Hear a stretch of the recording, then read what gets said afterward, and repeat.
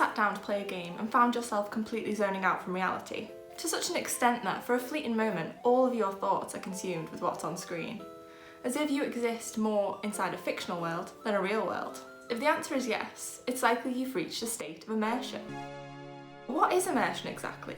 Well, it was defined by Ryan and Rigby in their book Glued to Games as the experience of being drawn in or even transported to a fictional world through storytelling. Describing a game as immersive has become somewhat of a buzzword in the gaming world, yet many people don't understand why, or more importantly how, a player becomes immersed.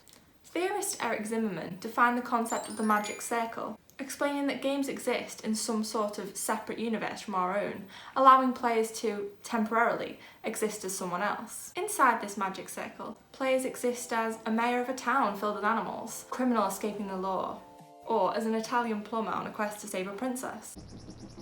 Whilst this is a valid theory, the simple existence of a game world doesn't always guarantee immersion. Brown and Cairns actually stated that gamers experience different levels of engagement with a game, with only the most engaged level being equated with immersion. They claim that players must go through 3 stages before immersion can be achieved. The first stage, defined as the engagement stage, requires players to gain a knowledge of the game's controls and basic concept. I don't need no stinking tutorials. Players then move to the second stage, called the engrossment stage. At this stage, players will have built emotional engagement with the game's plot, and the controls become somewhat invisible. During this stage, players aren't simply pressing the X button, but are leaping to escape an enemy, or jumping to reach the highest platform. Only once these stages have been moved past, can players reach a state of what they call total immersion. In this stage, reality becomes blocked out and players exist almost solely inside the game.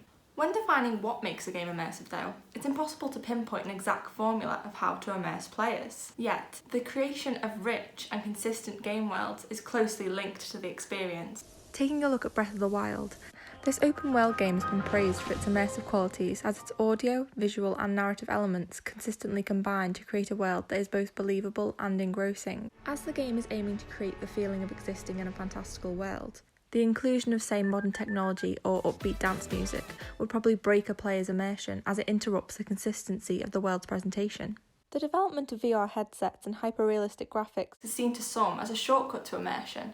Yet, if the game world presented is lacking consistency because of a nonsensical plot or out-of-place music, then it's likely a player will struggle to form any emotional attachment to the game at all, or to reach a state of total immersion. Whilst this topic has many layers to it, I hope you enjoyed this quick intro into immersion and how and why players become immersed in a video game. And be sure to check back soon for more videos just like this.